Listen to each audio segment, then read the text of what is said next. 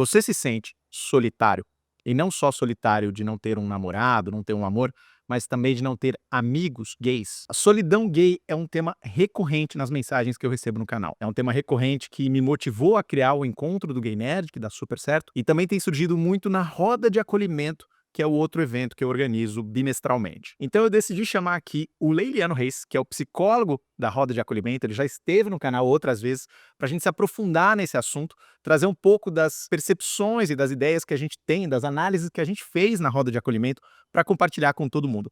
Querido, como é que você tá? Muito bem, feliz de estar aqui de novo, estava ansioso por essa oportunidade e principalmente por falar de um tema tão recorrente, necessário, que também não tem faixa etária, né? Todas as pessoas gays que a gente tem tido encontros na roda, eu no consultório, trazem esse tema com bastante força, então é na juventude, adolescência, em qualquer momento da vida pode acontecer o fantasma ou a existência de fato da solidão.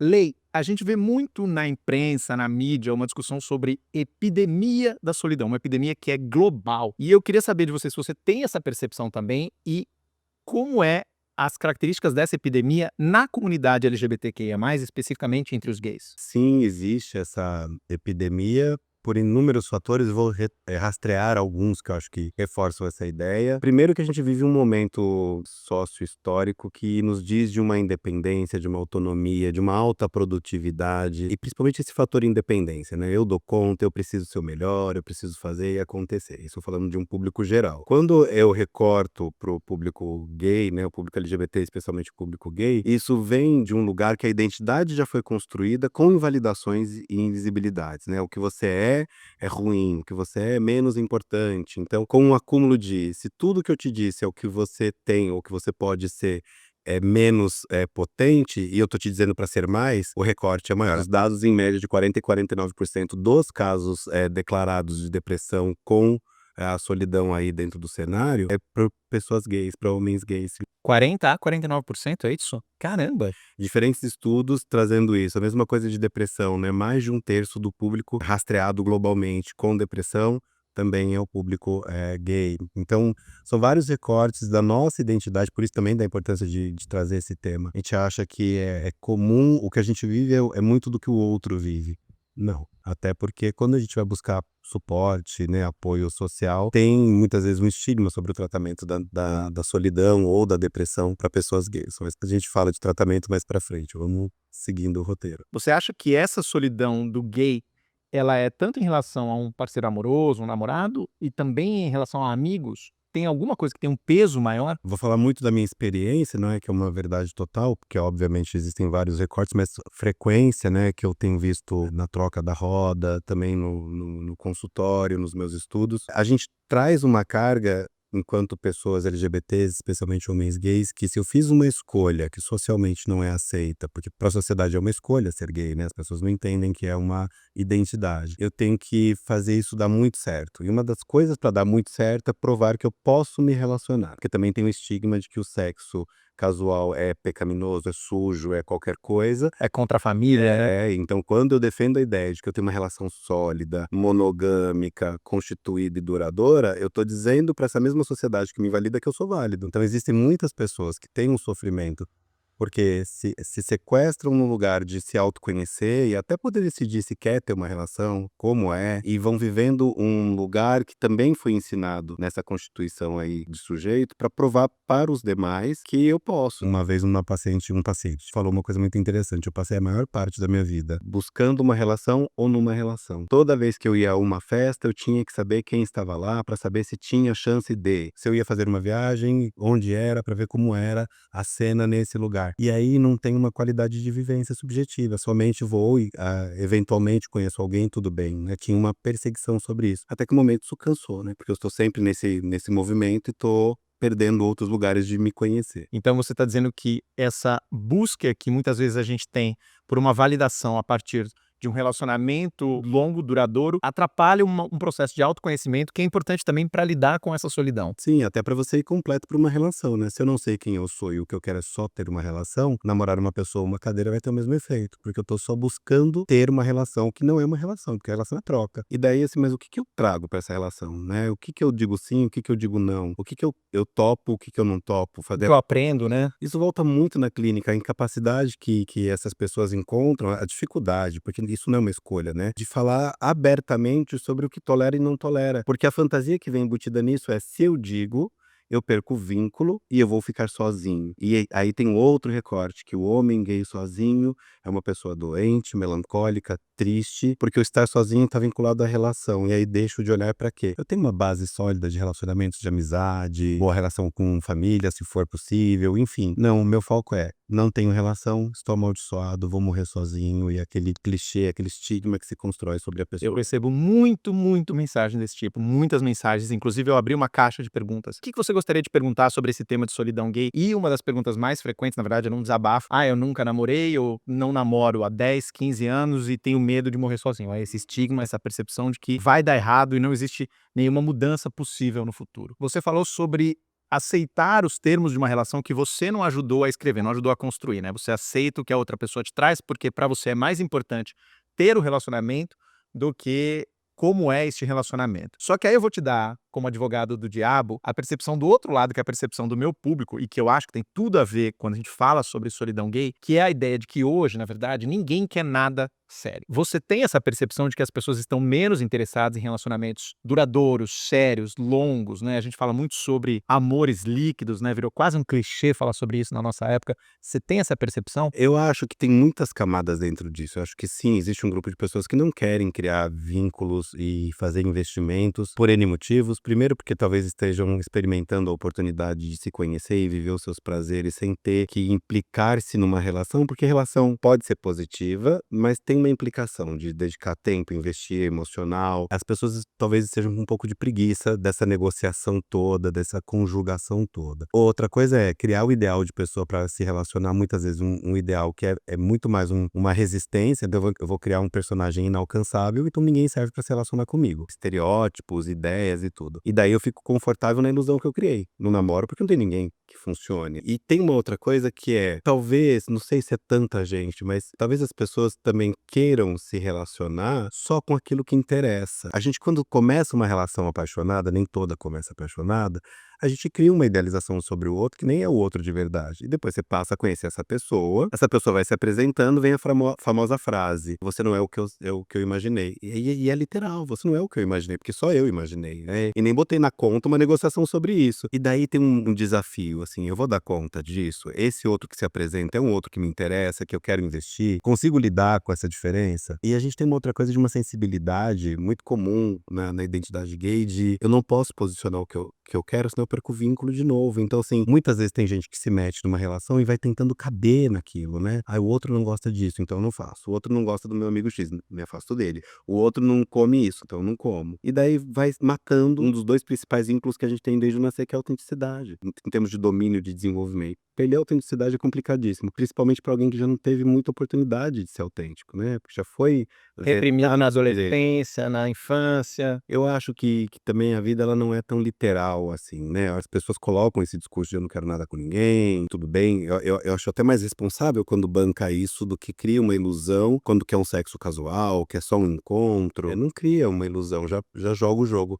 Mas eu acho que o segredo é outro. Vai pra aventura, vai ver o que acontece. De repente você sai com a proposta de um sexo casual e a pessoa é bacana, tem um vínculo, te manda uma mensagem, sentiu vontade. Não cria um lugar fechado de não. Como eu disse que eu só queria algo casual, não vou responder esse bom dia. E aí mata já a oportunidade. Então acho que a surpresa tá nessas possibilidades todas. Tem assim uma rota pra você se preservar e se proteger, mas não deixa isso tão enrijecido, que senão você não dá conta depois de chegar a um lugar, né. E um último fator sobre esse item que eu acho importantíssimo: eu já mato a expectativa daquilo que penso que pode me ferir. Então dizer que não quero ter uma relação é uma maneira de dizer que não quero sofrer. Sofrer o abandono, sofrer o desamparo, sofrer a rejeição. Só que eu perco mais do que isso, porque eu perco afeto, história, memória, lembrança, troca, amor, todo o pacote. Então eu não tô rejeitando só a parte que eu não quero, tô rejeitando tudo. E mais ainda, é uma dor que eu imagino. Eu não sei qual vai ser essa dor, mas eu já tô dizendo que ela vai ser tão insuportável que eu já digo antes que eu não quero. Pressupõe, né? Você Sim. assume que vai acontecer. Muito provavelmente por um repertório. Talvez tenha tido uma experiência anterior que foi muito dolorosa. As primeiras experiências são muito dolorosas, a gente acha que vai morrer, porque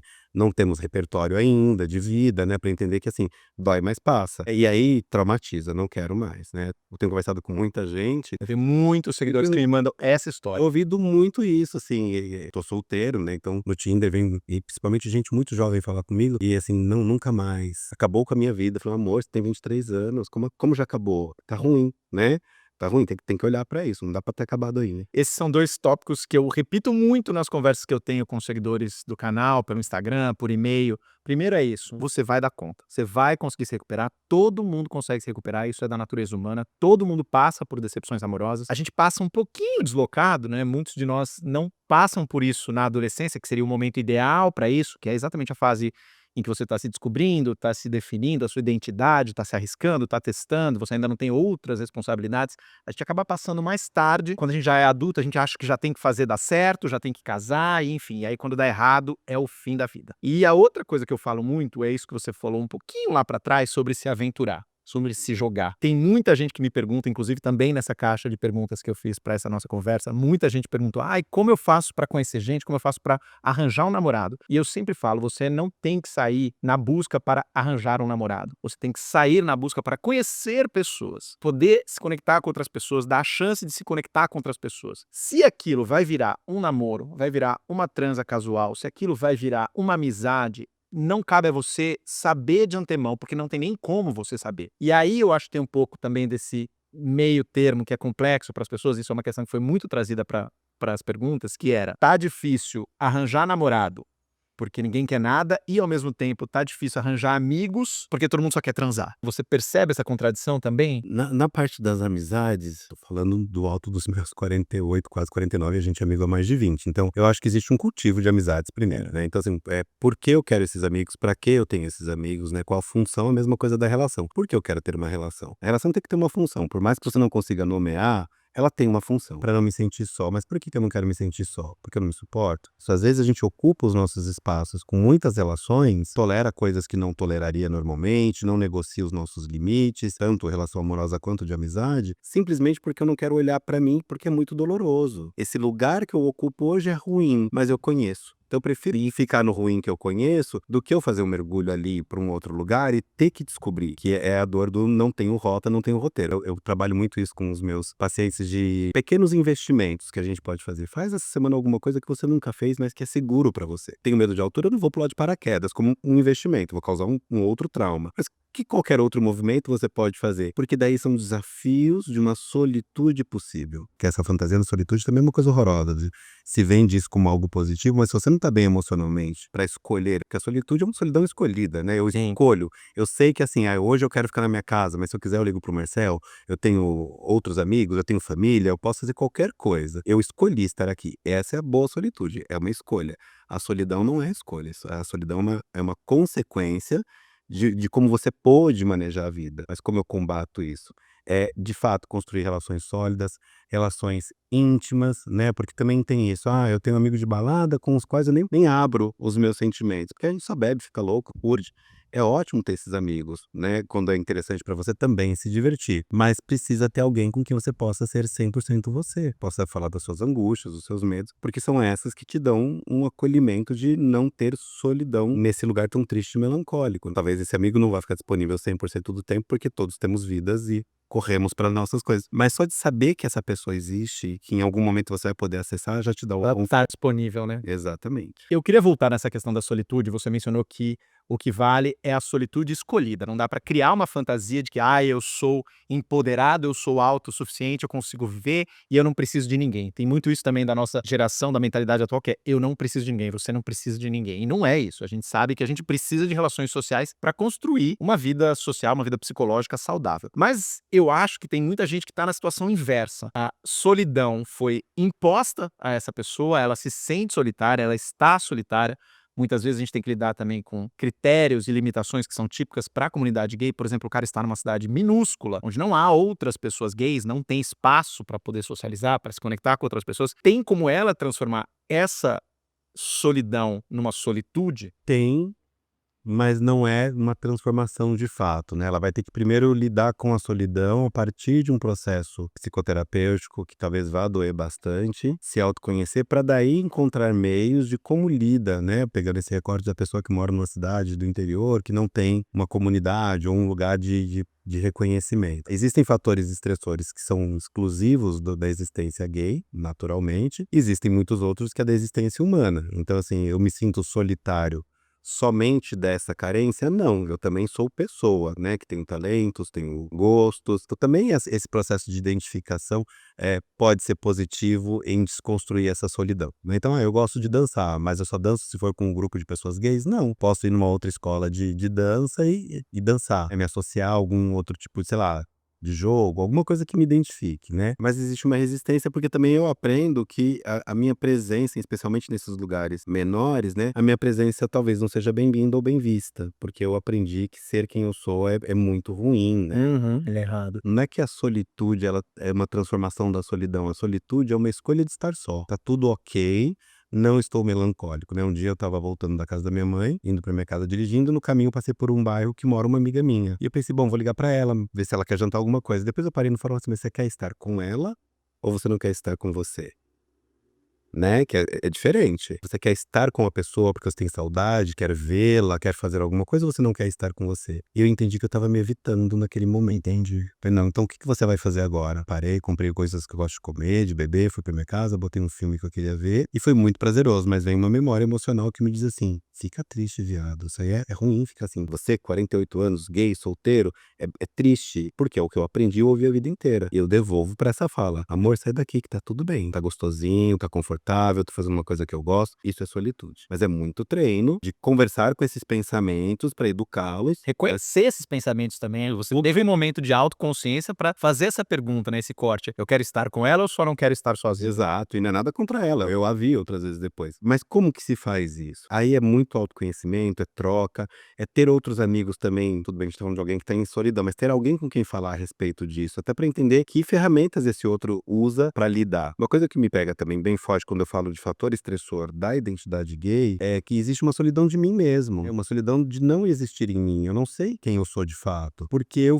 tive que construir uma história de vida, uma identidade que era pra caber na expectativa de outras pessoas, e de uma sociedade, e de uma cultura, e daí eu fui, deixando, porque não me foi permitido questionar. Então é importante entender também que existe uma solidão, que é uma solidão de mim mesmo, é um vazio de não ter tido espaço de saber quem eu sou, de questionar o que eu quero, o que eu gosto. Eu vivo uma vida, um tempo de vida, fazendo o que esperam de mim, ou que acham certo, porque eu não quero perder vínculo, né. Pensa que quando a gente nasce, a gente tem uma necessidade de sobrevivência, e a gente tem 2 dominâncias principais, que é vínculo, porque eu preciso estar vinculado com quem me alimenta, me acolhe, um cuidador, seja mãe, quem for, né, e autenticidade, porque eu tenho que ter um espaço para questionar. Quando eu sou um bebezinho, eu choro, a mãe fala: "Fome? Toma mamadeira". Uhum. Mas talvez não seja fome, talvez seja cólica, talvez seja Outro problema. dor de cabeça, sei lá. E ela vai me dando alguns códigos. Eu tenho que ter um espaço em algum momento que eu possa perguntar que código eu quero ter. Eu gosto, eu quero, eu não quero. E isso é o geral. Mas imagina a identidade gay. Não senta assim, não brinca com isso. Isso não é brincadeira de menino. E aí tem todos esses cortes, aí eu fico pensando assim: se eu fizer o que a pessoa que me mantém vivo, claro que a gente não tem toda essa elaboração, não tem uma memória declarada, se eu fizer o contrário do que essa pessoa me faz, eu morro.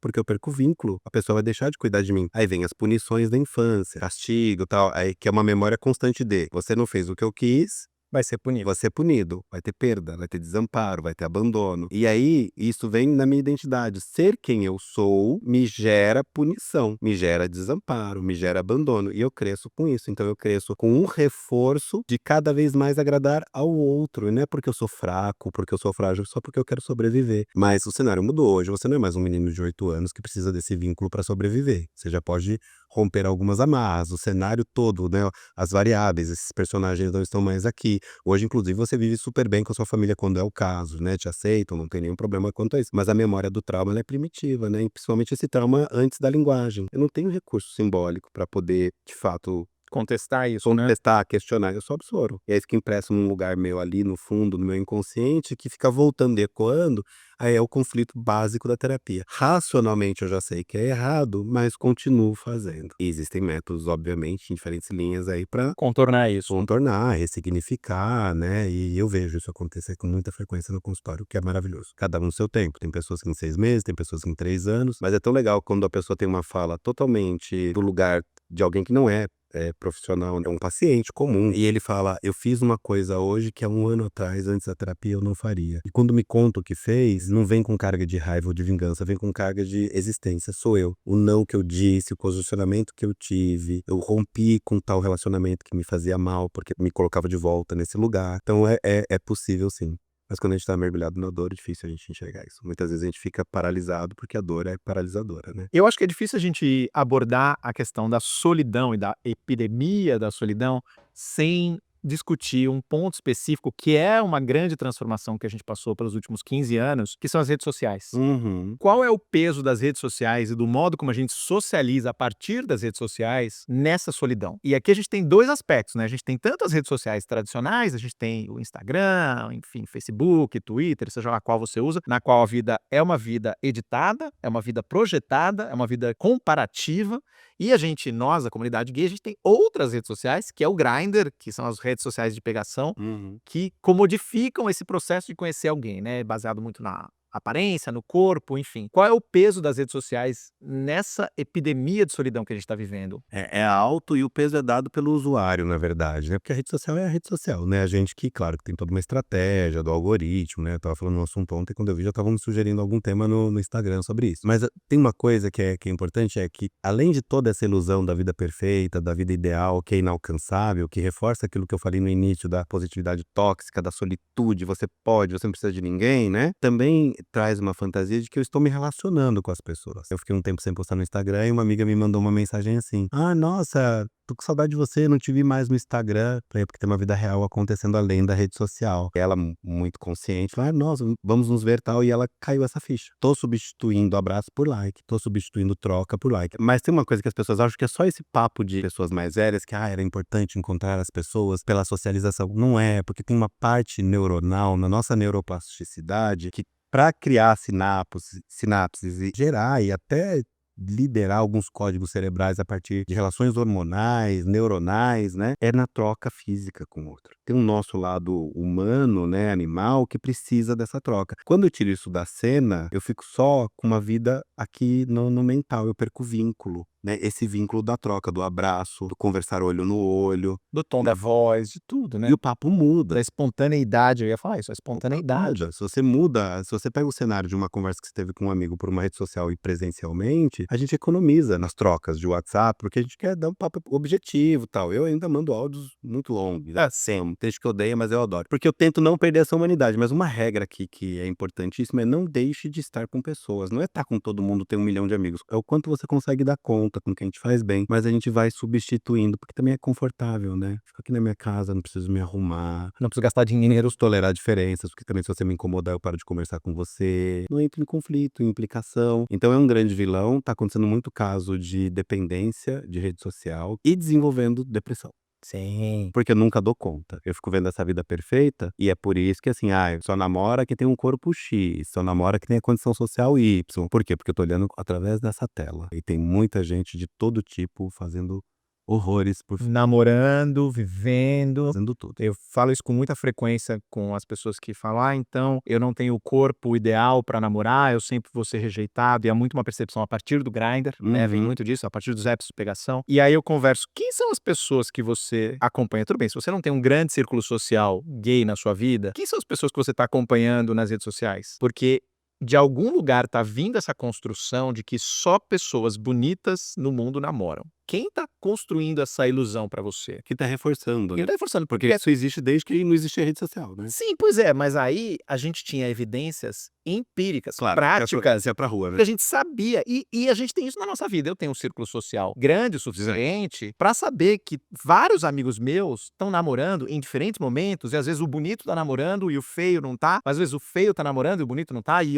o médio, né, que é o mais comum. Não é possível que a sua percepção é de que só bonitos namoram e ao mesmo tempo você tem a ideia de que só 10% do mundo é bonito. Então só 10% das pessoas namoram, é isso? Ninguém tá casando, ninguém tá fazendo nada. Isso não existe, isso é uma construção que tá sendo feita pelas redes sociais, as pessoas não percebem isso. E aí eu queria te entender a respeito do Grindr também. Essa comodificação que a gente tem, essa ideia de que você aqui é um corpo que eu olho e eu coloco para o lado, eu coloco para o outro lado, engata uma conversa que não necessariamente precisa ir além, porque logo mais tem uma outra opção que está ali, né? A tela tem 60 opções. Como é que isso está transformando esses vínculos e dificultando esse processo de vencer a solidão? As redes sociais, de modo geral, né, elas podem ser muito benéficas para fins específicos, né, desde que você entenda que fins são esses. Por que eu entrei aqui, né? Então eu entrei no Instagram porque eu quero ver o quê? E estabelecer tempos para esse uso. Quando eu vou pro Grindr, tem um fim específico, porque é a proposta do aplicativo. E aí esse fim específico tem que ter um preparo de entender que talvez eu alcance o meu objetivo, talvez eu não alcance, e isso não vai me dar muita coisa além daquilo que se propõe. Pode,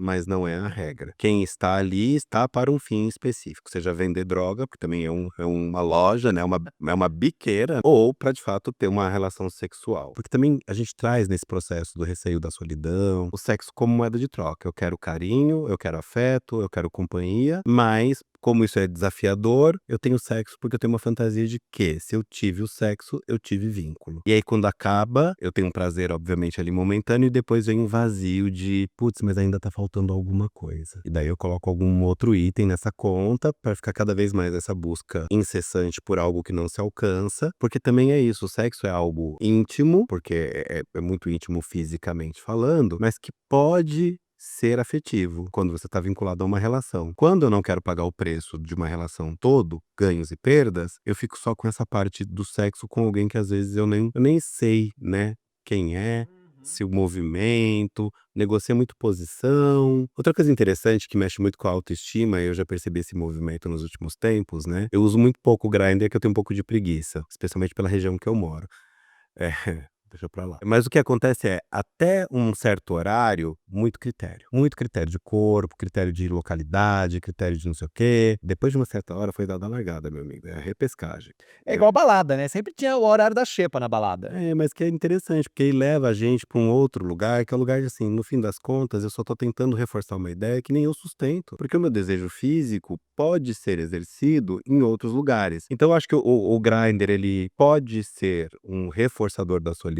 Sei lá, eu entro nesse lugar e vejo aquela vitrine e falo, nossa, meu corpo não é adequado para esse lugar. E pode me dar mais solidão do tipo, realmente não conseguirei ter nem sexo casual, quem dirá uma relação afetiva e tal. Mas pode ser muito positivo quando você tá bem estabelecido em si. Por isso que é importante o autoconhecimento, de saber que quando alguém te rejeita num lugar desse, é alguém que não te conhece, não sabe tua história. Então não tá rejeitando uma história de vida, um caráter, uma personalidade. Tá rejeitando um perfil. Uma imagem. Tipo assim, eu não quero esse corpo. Não é que eu não quero essa pessoa. Só que pra quem tá em processo de solidão, se não tiver seguro de si, tá me rejeitando como um todo. Eu sou uma fraude, eu sou um lixo, eu sou inválido. Ninguém nunca vai querer. Se ele não quer, ninguém nunca vai querer. E às vezes a gente busca inclusive o reforço, né? Em sofrimento, mergulhado nesse lugar da dor, a gente busca lugares e experiências que nos reforçam que esse é o lugar mais autêntico que a gente pode ocupar. Até que exista algum espacinho ali, um vazamento de luz, um escape, para que a gente comece a pensar, não, existem outras possibilidades além dessa, e aí, de novo, muito trabalho para poder acessar isso. A gente fez uma análise bem ampla desse cenário da epidemia de solidão, e especificamente entre os gays.